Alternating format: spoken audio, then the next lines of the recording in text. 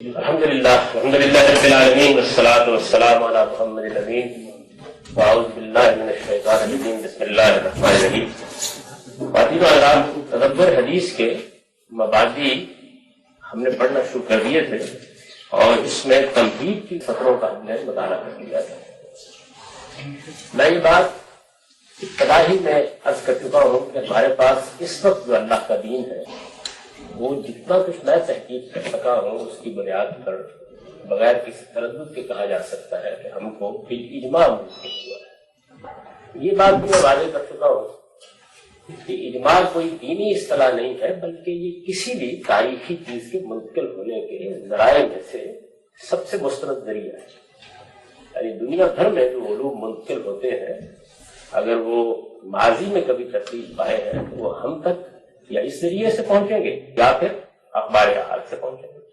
اخبار احاد کے بارے میں نے یہ بات عرض کی تھی، عام طور پر جو چیزیں ہم کو ملتی ہیں وہ اسی ذریعے سے ملتی ہیں، لیکن دین کے معاملے میں جب واضح ہو جاتی ہے کہ وہ بالاجماع منتقل ہوا ہے تو اس کا مطلب یہ ہے کہ وہ سارا کا سارا بالکل قطعی ہے، یعنی اس کے بارے میں ہر چیز یقین کے ساتھ کہی جا سکتی ہے، اس میں کوئی اختلاف۔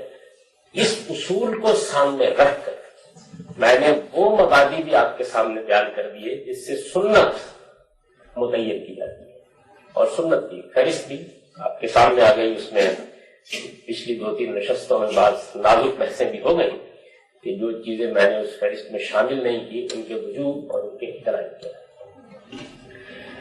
حدیث کے معاملے میں کیا مسائل پیدا ہوتے ہیں یہ تو ابھی زیر بحث آئے گی۔ حدیث کیا ہے، اصطلاح میں حدیث کہا کس چیز کو جاتا ہے، حدیث کے بارے میں ہمارے پاس کیا مواد موجود ہے، یہ کس طرح مرتب ہوئی ہے، اس کے مختلف انواع کیا ہیں، اس میں فنی چیزیں کس طرح سے عہد بعہد ارتقا پذیر رہی ہیں۔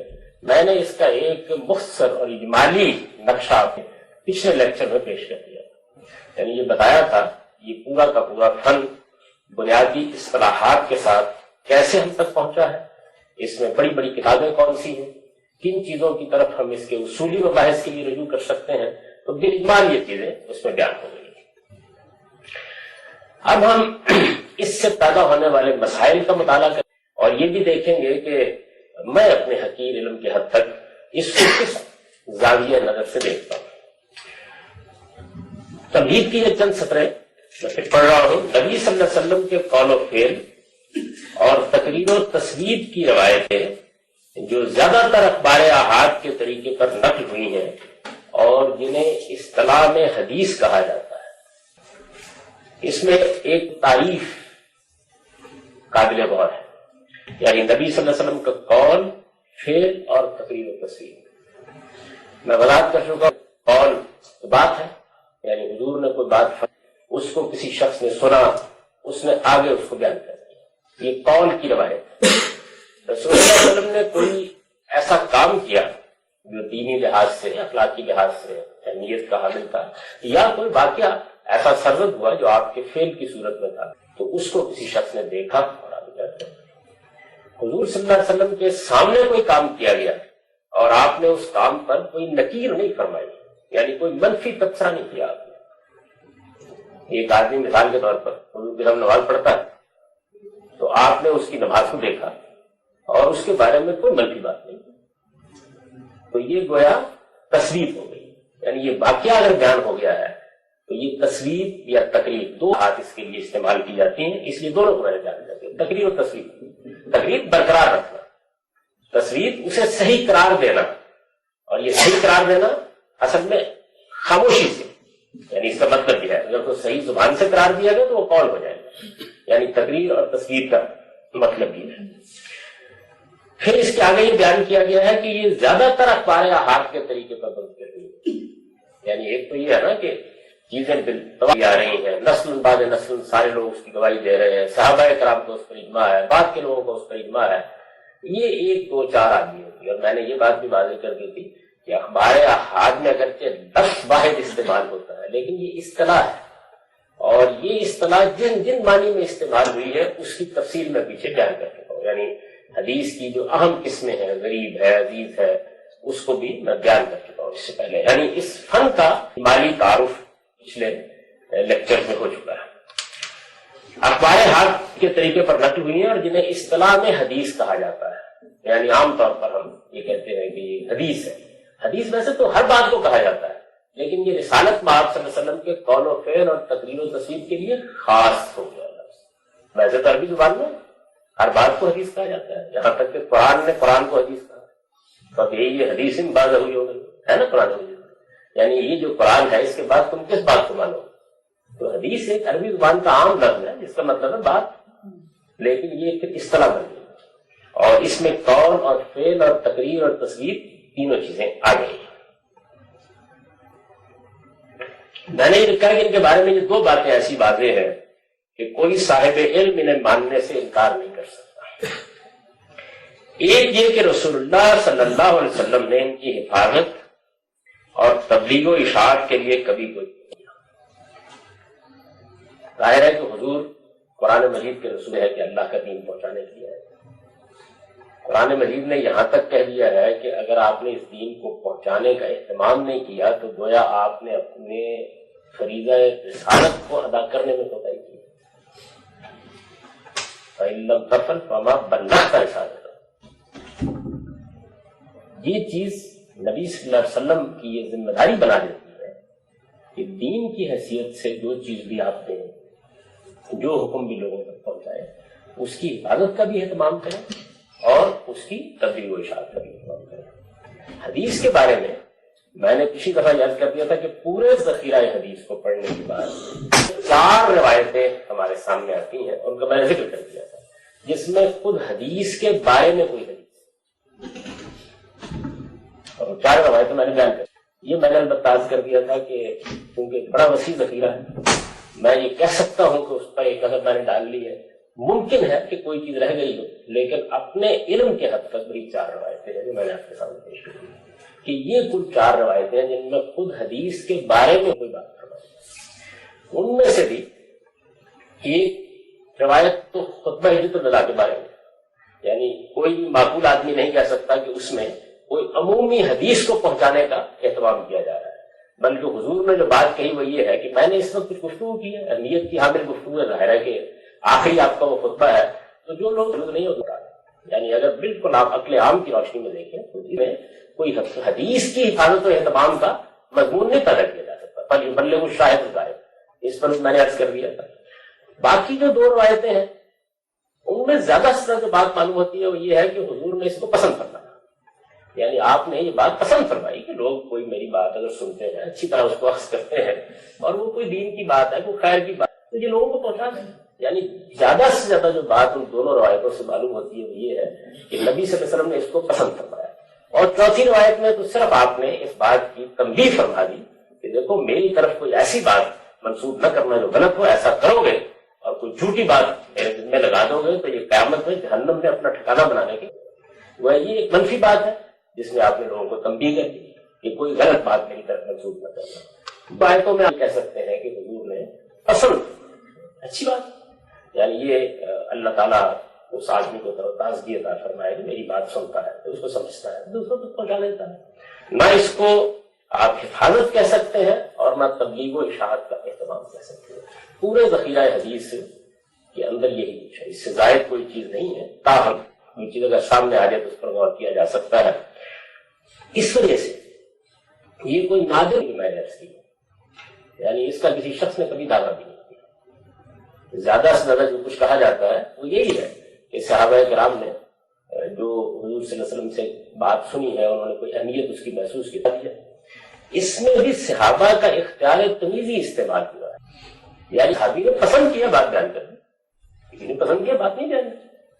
اور میں نے یہ بھی عرض کر دیا تھا کہ اس میں دونوں طرح کے بزرگ ہیں، یعنی بعض وہ ہیں کہ جو بہت زیادہ حضور کی باتیں سنتے بھی ہیں، بیان بھی کرتے ہیں، اور بعض وہ بزرگ ہیں اور اس میں ذل صحابہ شامل ہیں، یعنی سیدنا ابو بکر صدیق ہے، سیدنا عمر ہے، جو انتہائی محتاط ہیں اور وہ کبھی یہ ذمہ داری لینے کے لیے آسانی سے تیار نہیں ہوتے کہ ہم حضور کی کوئی بات آپ کی طرف منسوخ کر کے بیان کرتے۔ چنانچہ وہ بہت قلیل الروایات، یعنی بہت تھوڑی روایتیں ان سے ہم کو ملی ہیں وہ اس میں محتاط. میں نے اس زمن میں بھی بعض چیزوں کی طرف اشارہ کر دیا تھا کہ سیدنا عمر رضی اللہ عنہ نے تو بعض اوقات صحابہ کرام یعنی درمیان میں کوئی واسطہ حائل نہیں ہے، اگر کوئی بات محسوس کی ہے کہ یہ بات کچھ سمجھ میں نہیں آ رہی تو ان کا کہ شہادت لاؤ ورنہ میں تمہاری پیٹھ پر کوڑے برساؤں، قسم کھاؤ. یعنی صحابہ کرام جن کے بارے میں یہ بات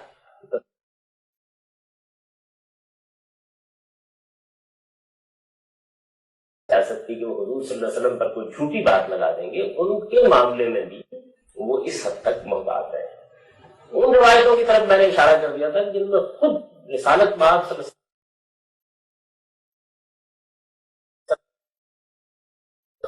کوئی مسئلہ زیر بحث آ گیا اور صحابہ کرام میں سے ایک جلیل قدر صحابی یا صحابیہ نے دوسرے کی غلطی واضح کر دی. چنانچہ سیدہ عائشہ کی تنقیدیں وہ تو ہماری علمی تاریخ کا حصہ ہے. سیدنا عمر رضی اللہ عنہ جیسے آدمی کے بارے میں انہوں نے کہا کہ بات سننے میں غلطی کی اور ایک ایسی بات منسوخ کر دی حضور کی طرف جو ٹھیک نہیں ہے، اور یہ فرمایا کہ آدمی جھوٹ تو نہیں بولتا لیکن نہ سمجھ کی بات سننے میں غلطی لگ جاتی ہے. اور قرآن کی روشنی میں تنقید کر کے بتایا کہ یہ بات نہ صرف یہ کہ سننے میں غلطی لگی ہے بلکہ قرآن کی روح سے صحیح بھی لگی. اس کی طرف بھی میں اشارات کر چکا ہوں. چنانچہ یہ جو سارا پس منظر ہے اس کی بنیاد پر یہ کوئی مختلف ہی بات نہیں ہے. دوسری یہ کہ ان سے جو علم حاصل ہوتا ہے وہ کبھی علم یقین کے درجے تک نہیں ہوتا. اس کے لیے ہماری اصطلاح ہے کہ یہ ظنی علم ہوتا ہے. اور یہ بات کی طرح سمجھ لیجیے کہ ظنی علم کا مطلب یہ نہیں کہ اٹکل پچو ہے یا لوگوں نے ایسے ہی اندازے لگائے ہوئے ہیں، وہ یقینی کے مقابلے میں بولتے ہیں. یعنی ظنی بھی گویا ایک اصطلاحی لفظ بن گیا ہے اور کم و بیش اسی مفہوم میں جس مفہوم میں مثال کے طور پر قرآن مجید میں آیا ہے. اہل ایمان کے اوصاف بیان کرتے ہوئے قرآن نے کہا ہے کہ یظنون انہم ملاقو ربہم، یعنی انہیں اس بات کا گمان غالب رہتا ہے کہ ان کی ایک دن ان کے پروردگار سے ملاقات ہوئی. تو ظاہر ہے کہ یہ جو ظن ہے یہ اٹکل پچو چیز نہیں ہے. مطلب یہ ہے کہ عقلی لحاظ سے اس بات کو بہت کئی قیاس سمجھتے ہیں، ان کا ایک عمومی اعتبار ہے. یہی ہم سب مسلمانوں کا معاملہ ہے. ایسا تو نہیں ہے نا کہ ہم نے قیامت کو دیکھ لیا یا اس کے بارے میں اس قطعیت کے ساتھ کھڑے ہو گئے ہیں گویا کہ یہ علم الیقین کی چیز ہو گئی ہے. اس کو قرآن نے بھی یظنون انہم ملاقو ربہم میں بیان کیا. عقلی معاملات میں وہ چیزیں جو نظر نہیں آتی، جن کا ہم کو براہ راست مشاہدہ نہیں ہوتا، ان کے بارے میں یہ ایک علمی اصطلاح ہے. اس کا مطلب ہرگز کوئی اٹکل پچو بات نہیں ہے. بعض لوگوں نے جو اس فن کی تاریخ سے واقف نہیں یہ خیال کر لیا کہ جب علماء یا محققین یہ کہتے ہیں کہ حدیث سے ظنی علم حاصل ہوتا ہے تو قرآن نے تو کہا ہے اس بات کو کہ ان الظن لا یغنی شیئا. ظن کیا چیز ہے؟ اور یعنی ظن کا لفظ دونوں معنوں میں استعمال ہوتا ہے. یہاں اس سے مراد ہے کہ یقین کے درجے کو نہیں پہنچتی، یعنی قطعیت کے ساتھ نہیں کہا جا سکتا، البتہ گمانے غالب کی یعنی کئی نے قیاس نہیں. بظاہر یہ بات ٹھیک لگتی ہے کہ حضور نے فرمائی ہوگی، اس کا مطلب یہ ہوتا ہے. تو ان سے جو علم حاصل ہوتا ہے وہ کبھی علم یقین کے درجے تک نہیں پہنچتا، کیونکہ یہ لفظ بہت کچھ موضوع بحث ہے. میں نے اس کو ختم کر دیا، یعنی ایک دوسرا اسلوب اختیار کر لیا کہ جو کبھی علم یقین کے درجے تک نہیں پہنچتا. یہ طریقہ. اب میں آپ سے عرض کرتا ہوں کہ یہ بات کہ علم یقین کے درجے تک نہیں پہنچتا، اس کو ہمارے علماء نہ صرف یہ کہ سمجھتے ہیں اور مانتے ہیں، بلکہ اس کی بنیاد پر پورے دین کو پھر دیکھنے میں جو مسائل پیدا ہوتے ہیں ان سے یہ اندازہ ہو سکے گا کہ وہ کیا خدمت ہے جو میں نے انجام دینے کی کوشش کی ہے. اس کی کچھ تفصیلات میں آپ کے سامنے رکھتا ہوں اس سے پہلے کہ ہم اس میں آگے بڑھیں. سب سے پہلے آپ یہ دیکھیے کہ جب دین عرض کیا جاتا ہے، ایک طریقہ تو وہ ہے نا کہ جس کو اب میں نے یہاں واضح کر دیا کہ ہمارے پاس قرآن مجید بالاجماع موجود ہے، ہمارے پاس سنت بالاجماع موجود ہے. اس کے بارے میں کوئی بحث پیدا نہیں ہوتی. ایک طریقہ یہ ہے. یہ طریقہ کیونکہ اختیار نہیں کیا گیا اور اس میں قرآن مجید کا معاملہ تو واضح ہو گیا کہ وہ قطعی ہے، یعنی وہ قطعی ثبوت بھی ہے، قطعی دلالت بھی ہے، یہ معلوم ہو گیا.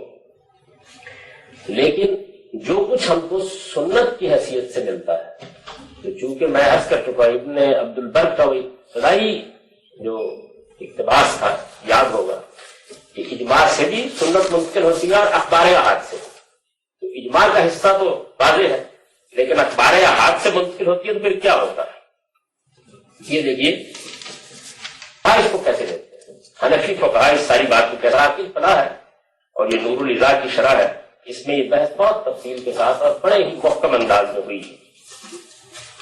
یہ کہتے ہیں کہ علم ان الادلہ السمعیہ انواع اربع، یعنی ہمارے پاس جو دین ہے وہ ایک سماعی چیز ہے. وہ قرآن پڑھا گیا، ہم نے سنو، اسی طریقے سے نبی نے دین بتایا، سنا گیا، ہم تک پہنچ گیا. یہ سارے جو دلیلیں ہیں یہ عقلی نہیں ہیں. اس سے مراد کیا ہے؟ یعنی یہ پھر یہ مطلب نہیں ہے کہ دین میں عقل کا کوئی دخل نہیں ہے. مطلب یہ ہے کہ یوں نہیں ہے کہ ہم دین کو اپنی عقل سے بنا لیتے ہیں، بلکہ جو ہم کو ملا ہے پیغمبر اس کو ہم بیان کرتے ہیں. اس کو دلائل سمیعہ کہتے ہیں. کا سارا وہ ایک سماعی چیز ہے. ہم نے اس کو سنا ہے اللہ کے پیغمبروں سے، ان کو اللہ نے وحی کی اور انہوں نے ہم کو بتا دیا.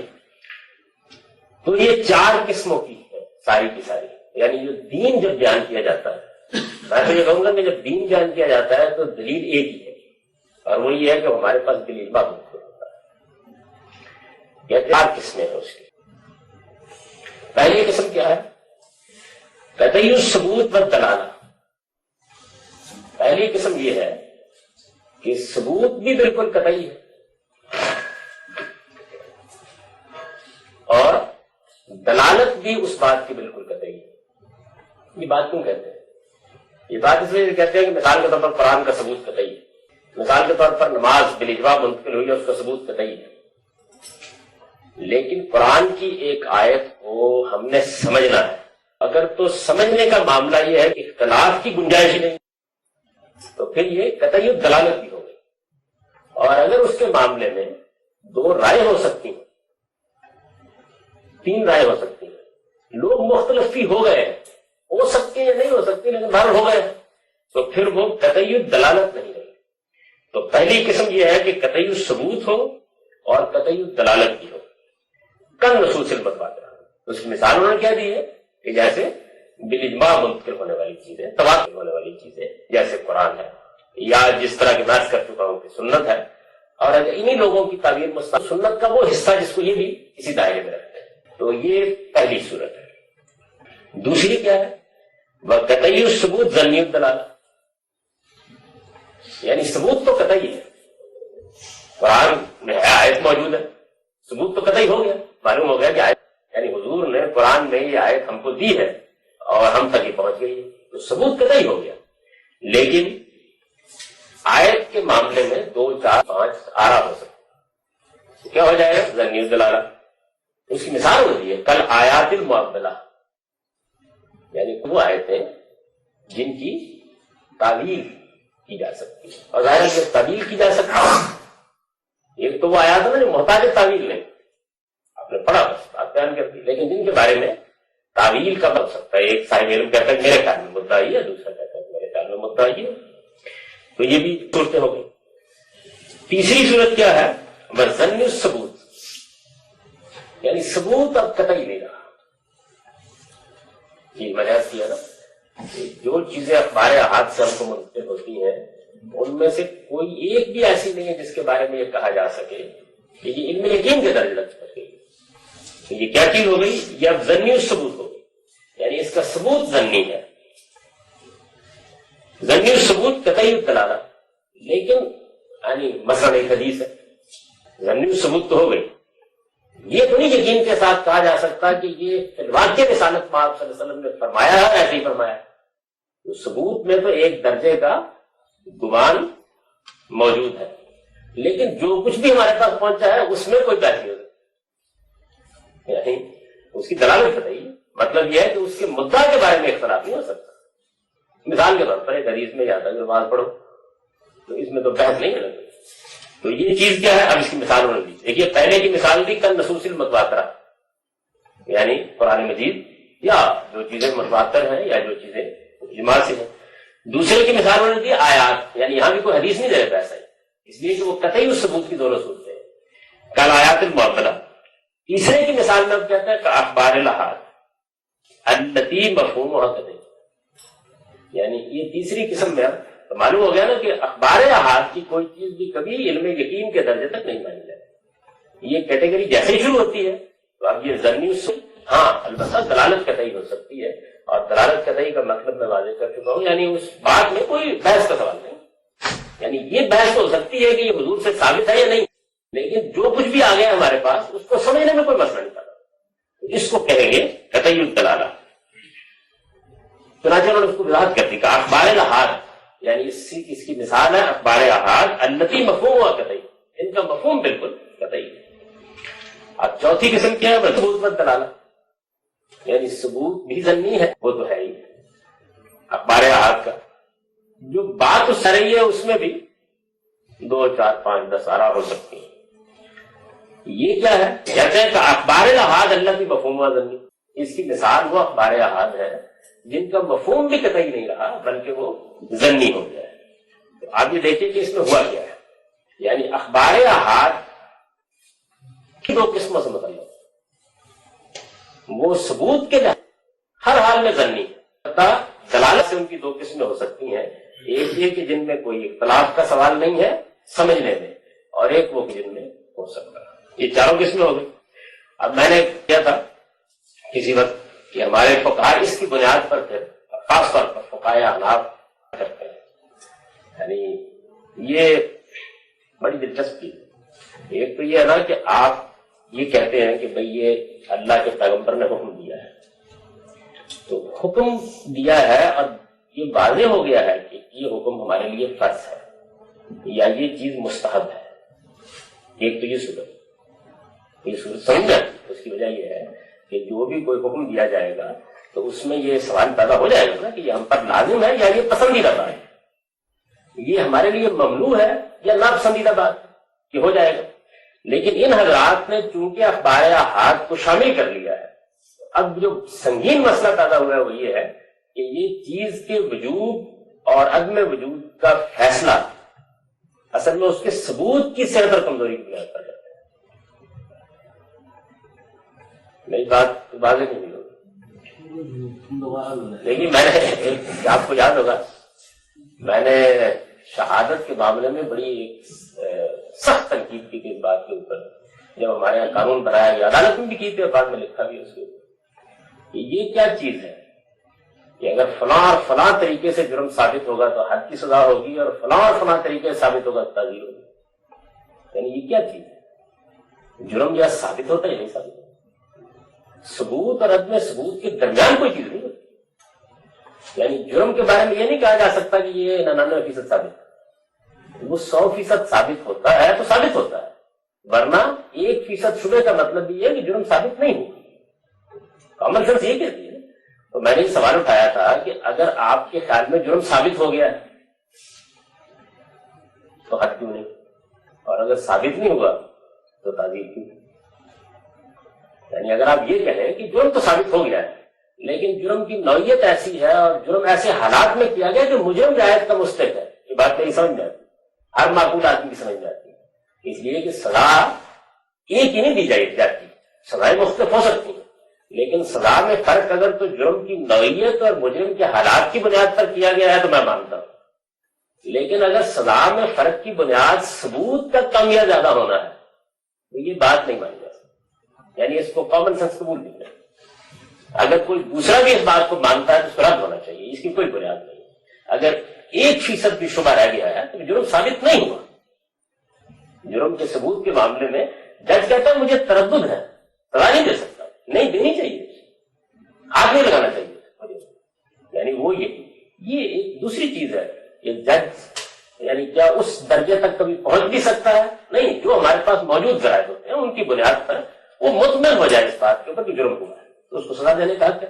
وہ خود اقرار کر رہا ہے کہ جرم کے ثبوت میں نقص رہ گیا اور یہ کہتا ہے کہ اس کو 100 کوڑے مار، ہاتھ نہیں کاٹا۔ تو میں نے اس پہ تنقید کی، میں دین کے معاملے میں یہی بات کہتا ہوں۔ بھائی آپ کہتے ہیں کہ اس کے ثبوت میں کمزوری ہے اس لیے فرض نہیں، یہ کیا بات ہے نا مسئلہ؟ اب یہ دیکھیے کہ میرے سامنے ایک نہایت مستند فقہ کی کتاب ہے جس کو میں نے یہ سنایا ہے، اس میں اوپر جو بحث ہے وہ واجب کی ہے۔ حنفیوں کی ایک اصطلاح ہے نا، فرض کے درمیان میں ایک واجب کی ہوتا ہے، واجب کی انہوں نے تشریح کی ہے، کہتے ہیں کہ شریعت میں واجب کیا ہے، اسم لما لزمنا بدلیل فیہ شبہ، یعنی یعنی واجب وہ ہے کہ جو ہم پر لازم ہو گیا ہے ایک ایسی دلیل سے جس میں شبہ ہے. یعنی آپ یہ کام نہ کریں, میں آپ سامنے رکھ رہا ہوں یہ بات. اب یہ دیکھیے اسی اصول کے اوپر کیٹیگرائز کر رہے ہیں ساری بات کو. آپ نے 4 چیزیں دیکھی, کیا تھی؟ قطعی الثبوت اور دلالت. دوسری کیا تھی؟ قطعی الثبوت ظنی الدلالت. تیسری کیا تھی؟ قطعی الثبوت ظنی الثبوت اور قطعی الدلالت. کیا تھی؟ ظنی الثبوت ظنی الدلالت. 4 تھی نا چیزیں. کس میں یعنی ثبوت اصل میں کمزور ہو گیا, نبی صلی اللہ علیہ وسلم کی طرف نسبت کا معاملہ کمزور ہو گیا. یہی ہوا ہے نا, اس کی بنیاد پر فرق کر رہے ہیں. کہتے ہیں فبل اول, پہلی صورت کون سی ہے؟ یعنی ثبوت بھی متواتر نصوص ذہن میں رکھیے. فبل اول یثبت الفرض والحرام, یعنی پہلی صورت میں کیا ہو جائے گا؟ پہلی صورت میں بھی ضروری نہیں کہ ہو جائے, اسی وجہ یہ غیر ممکن ہے کہ بات قرآن میں ہو لیکن فرض نہ کی گئی. بہرحال کوئی ایک الگ بحث ہے, میں تو اس وقت آپ کو جو ان لوگوں کا موقف ہے وہ سمجھا رہا ہوں. فبل اول یثبت الفرض والحرام, یعنی اس میں فرض ثابت ہو جائے گا, حرام ثابت ہو جائے گا. پازیٹو نیگیٹو ہوں گے نا, یعنی ادھر فرض ہو جائے گا اگر کسی چیز کو لازم کیا ہے اور کسی سے منع کیا تو حرام ہو جائے گا. اچھا, وبالثانی والثالث, بالثانی والثالث, ثانی اور ثالث کون سی ہے؟ یعنی قطعی الثبوت اور ظنی الدلالت ہے. ظنی الثبوت اور قطعی الدلالت, اس سے کیا ہوتا ہے؟ یثبت الوجوب, شبہ پیدا ہو گیا نا. یعنی اوپر بات کر کے نیچے اس کی وضاحت کر دی کہ اس کے ذریعے سے کیا ہے؟ واجب ثابت ہوتا ہے. اور دوسری جانب یعنی اس کے نقیض میں کیا ثابت ہوتا ہے؟ کراہت التحریم. آپ نے سنا ہوگا نا کبھی کبھی مولویوں سے مکروہ تحریمی. مکروہ تحریمی بڑی دلچسپ اصطلاح ہے. مطلب یہ ہے کہ حرام ہے, نہیں تھوڑا سا کم ہے, یہ بالکل ٹھیک تھا. یعنی وہی چیز ہے, اسم النبات لازم ہے نا, بے دلیل تھی یہ شبہ. یعنی تحقیق کرنے والے نے محسوس کیا کہ بہت بات آ گئی, نہیں کس طرح ہے, تو وہ کیا کرے گا؟ فرض نہیں کر رہا, واجب کر رہا ہے. اچھا, ہمارا رابع, چوتھی صورت کیا ہے؟ یعنی ظنی الثبوت اور دلالت. دلالت بھی ظنی ہے, اس میں 2 رائیں ہو سکتی ہیں. مطلب کیا ہے اس بات کا؟ اور ہے تو خبر واحد جو ظنی ہوتی ہے. کیا ہوتا ہے؟ یثبت السنہ والاستحباب. کہتے ہیں نا یہ چیز سنت یا دوسری اصطلاح ہے نا, یہ دماغ میں یہ سنت ہے. تو یہ سنت اور استحباب چیز کا پسندیدہ ہونا, جسے مستحب کہتے ہیں آپ لوگ, وہ اس سے ثابت ہوتا ہے. اور اس کے نقیض میں کیا ہوتا ہے؟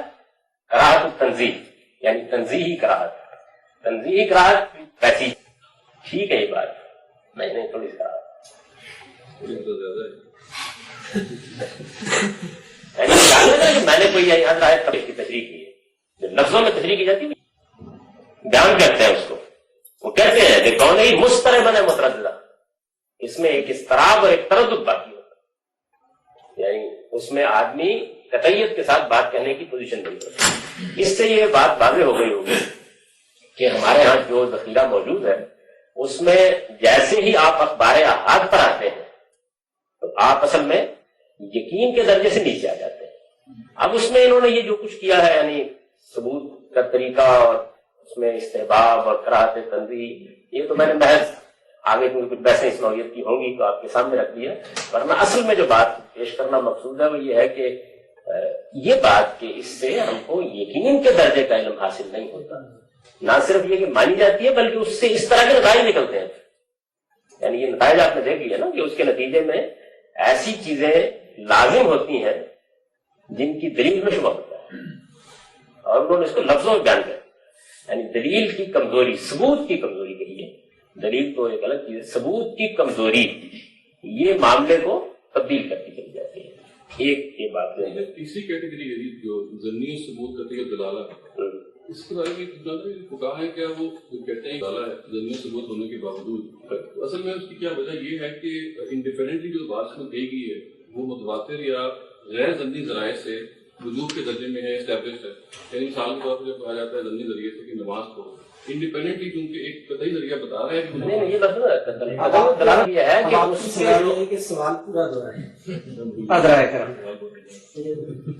تیسرے موضوع کے بارے میں یعنی تیسری ضمنی ثبوت قطعی دلالہ، یعنی قطعی دلالہ اس لیے ہے کہ جو کچھ میں بیان ہوا ہے انڈیپینڈنٹلی وہ اور ذرائع سے قطعیت ثابت ہے. جیسے مثال ہے نماز پڑھو کی، تو نماز بیسک کیونکہ انڈیپینڈنٹلی اسٹیبلش ہے، اس لیے اگر ایک احاد یا واحد خبر واحد نے بتا دیا کہ یہ آپ اس کو اسٹیبلش کریں تو بیسکلی وہ قطعی دلالہ ہوئی ہے خارج کی کسی ذریعے سے، نہ کہ بذات قطعی دلالہ ہے. دلالت کا مطلب ہوتا ہے اس کا مفہوم واضح ہے. نہیں وہ تو میں نے آپ کو پڑھ کے سنا ہے کہ کانا مفہوم حق قطعی، اس کا مفہوم قطعی، یعنی بات کو سمجھنے میں کوئی مسئلہ نہیں، یعنی اس کے ثبوت کا مسئلہ ختم ہو گیا.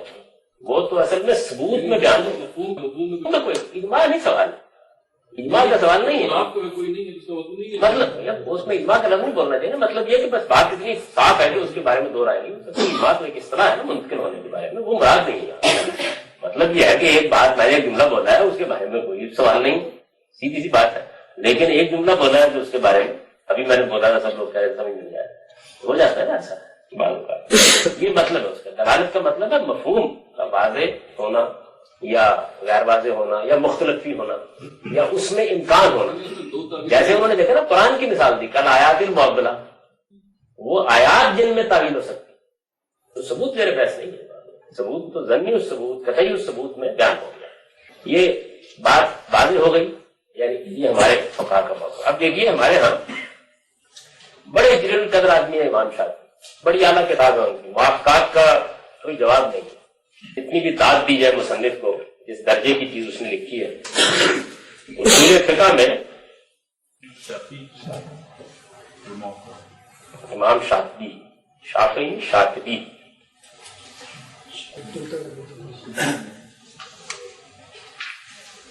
تو شاطبی نے موافقات میں اس مسئلے کو، اسی مسئلے کو حل کرنے کی کوشش کی.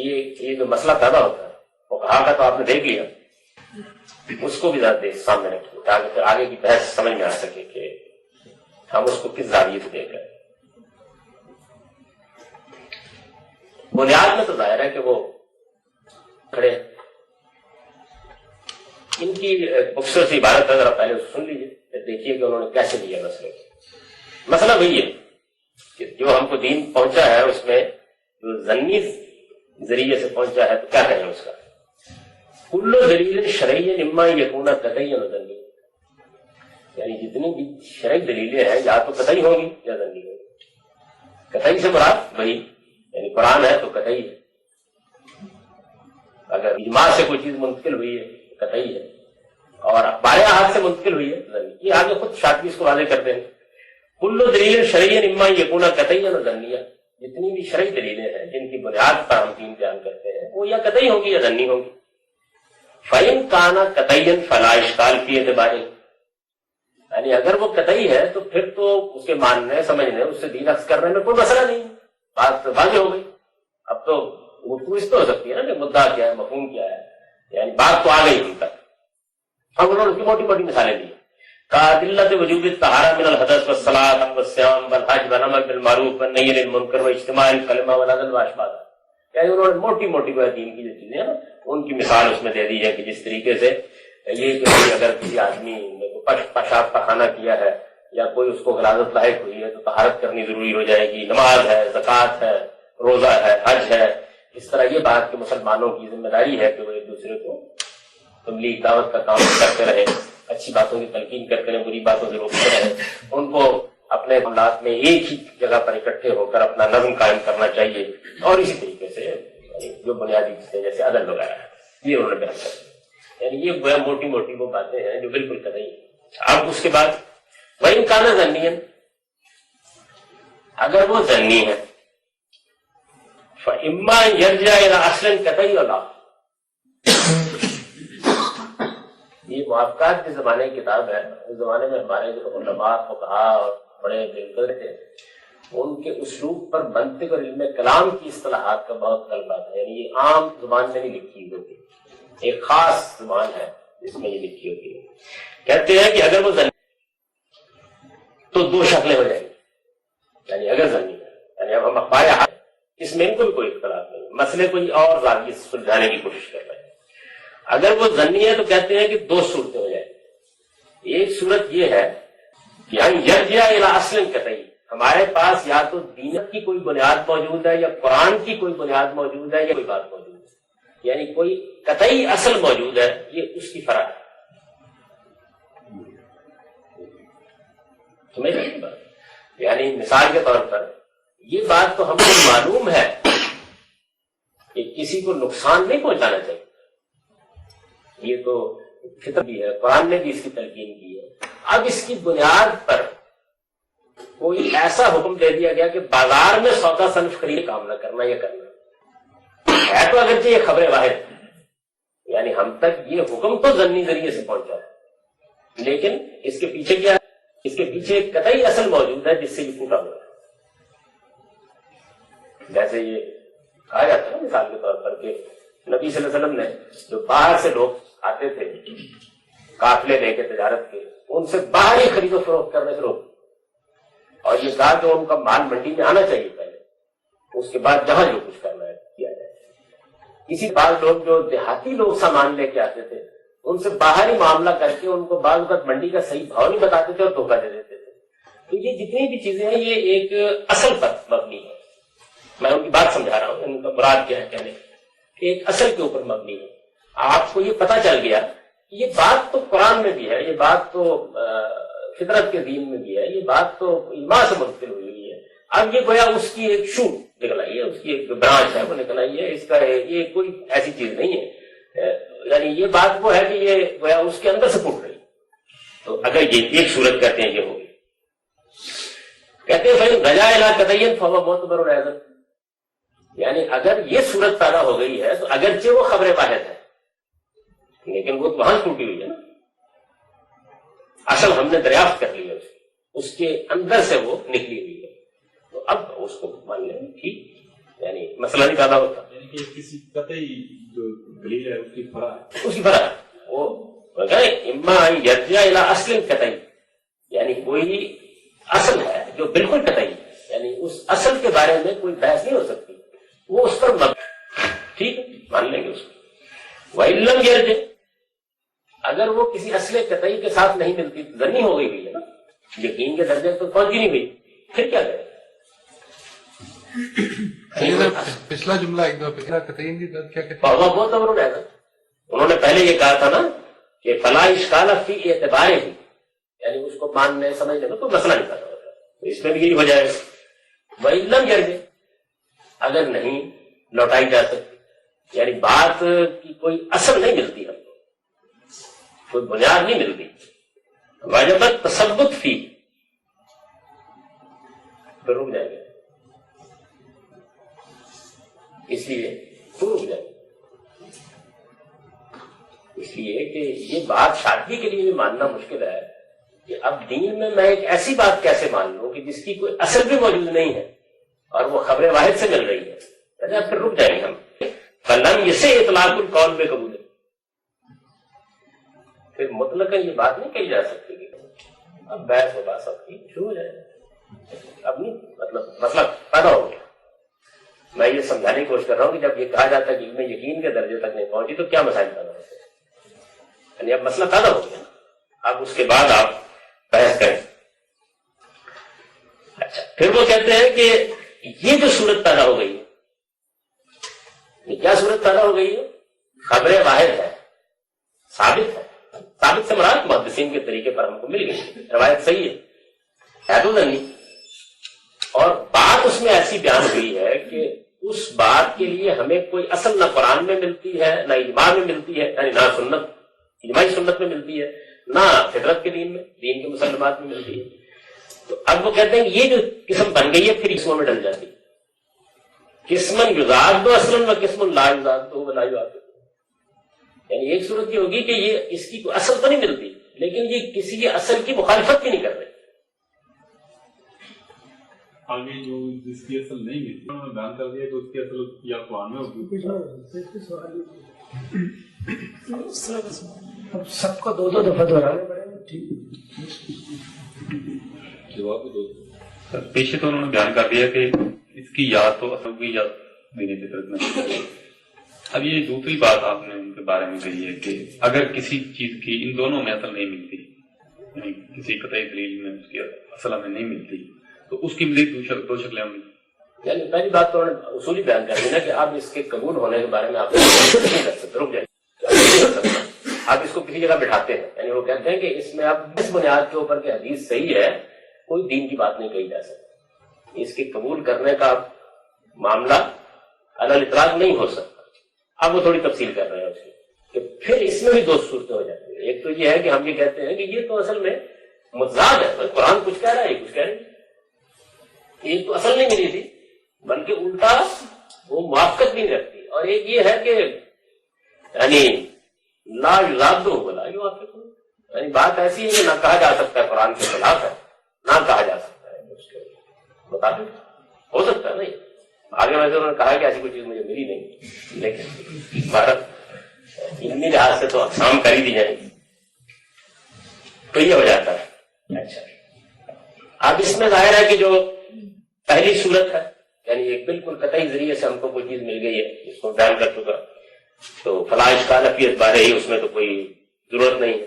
دوسری قسم یعنی جس میں کوئی اصل مل جاتی ہے تو ضمنی چیز اصل مل جاتی ہے، اس کے بارے میں بھی زیادہ مسئلہ نہیں پیدا ہوتا، اس لیے کہ اب ہمارے پاس ایک بنیاد موجود ہے، اس پہ ہم کہہ دیتے ہیں کہ اس کی فرع ہے، اس وجہ سے اس کو بھی قبول کرنے میں کوئی مسئلہ نہیں ہے، کوئی پرابلم نہیں پیدا ہوتا. یہ دو صورتیں تو ٹھیک ہے.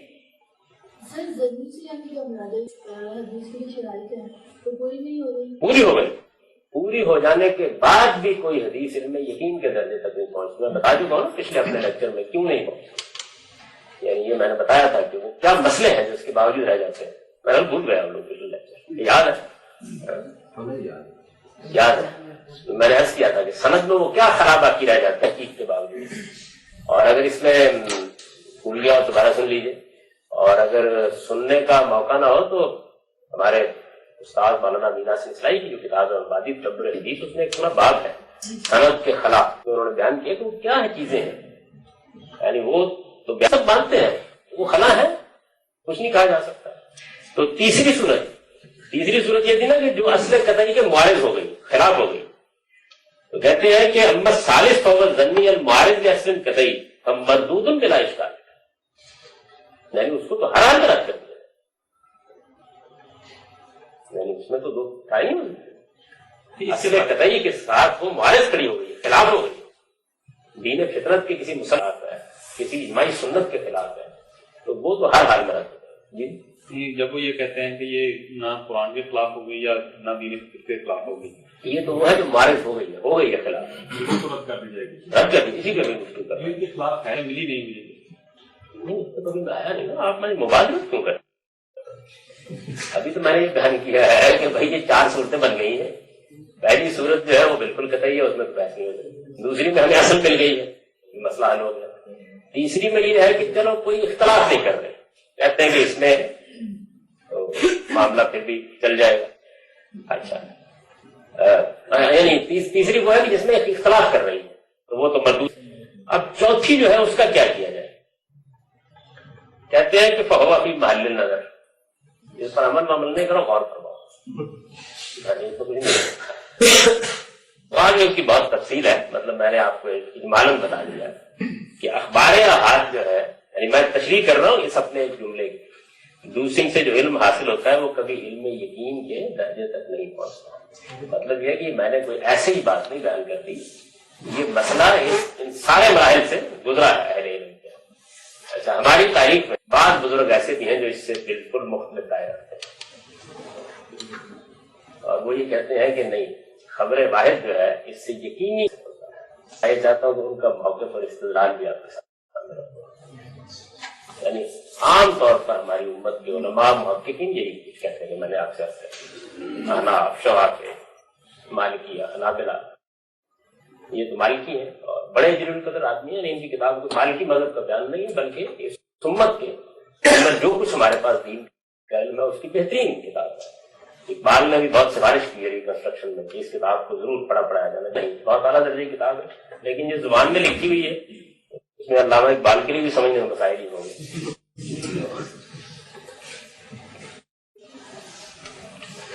اس ذائقے کے خیال ہمارے امام ابن حزم ہے اندلسی، تو ظاہریہ مذہب کا نمائندہ کہنا چاہیے، ان کو اصرار ہے اس بات کے اوپر کہ جب روایت صحیح ہے تو پھر وہ یقینی، یعنی اس میں پھر کوئی خیال۔ دلیل کیا ہوگی؟ دلیل وہ کہتے ہیں کہ وقال تعالی انا نحن نزلنا الذکر وانا لہ لحافظون، قرآن مجید میں اللہ تعالیٰ نے فرمایا ہے کہ ہم نے ذکر نازل کیا ہے اور ہم ہی اس کی حفاظت کرنے والے ہیں۔ وقال تعالیٰ ما انذرکم بالغیب، اور قرآن میں اللہ تعالیٰ نے رسول اللہ صلی اللہ علیہ وسلم کو یہ حکم دیا ہے کہ تم ان لوگوں سے کہو کہ میں تمہیں صرف وحی سے انذار کرتا ہوں۔ فاخبر تعالیٰ کما قدمنا ان کلام نبی صلی اللہ علیہ وسلم کلہ ہوئے، اور یہ ہم قرآن سے اس سے پہلے ثابت کر چکے ہیں کہ حضور کا تمام کلام وحی ہے۔ آیت وہی ہے ما ینطق عن الہویٰ ان ھو الا وحی یوحی، وہ اپنی خواہش نفس سے نہیں بولتے، یہ تو خدا کی وحی ہے جو کی جاتی ہے۔ والوحی بلا خلاف ذکر، اور بارے میں بحث نہیں ہو سکتی، وہ ذکر ہے۔ والذکر محفوظ بنص القرآن، اور قرآن کہتا ہے کہ ذکر محفوظ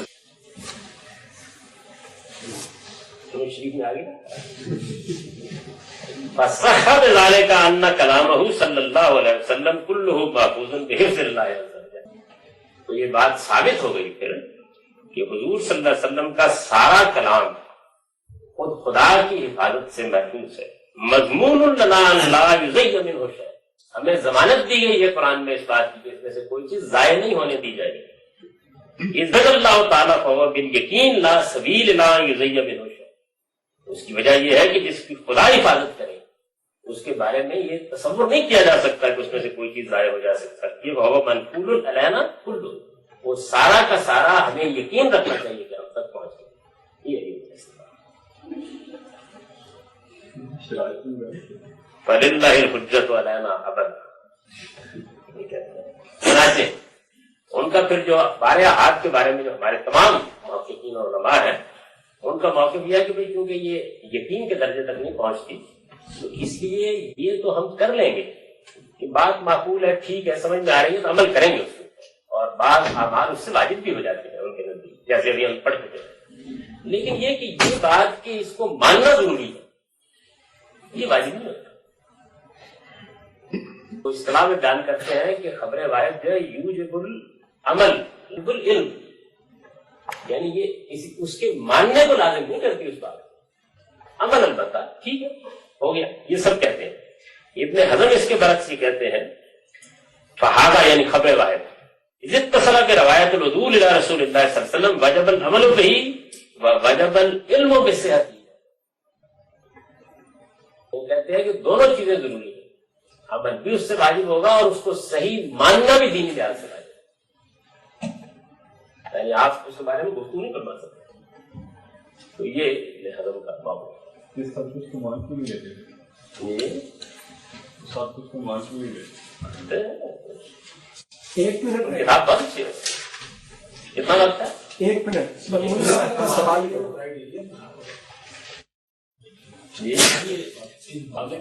سر مائک حدیث مطلب آپ شروع باقی سارے خاموش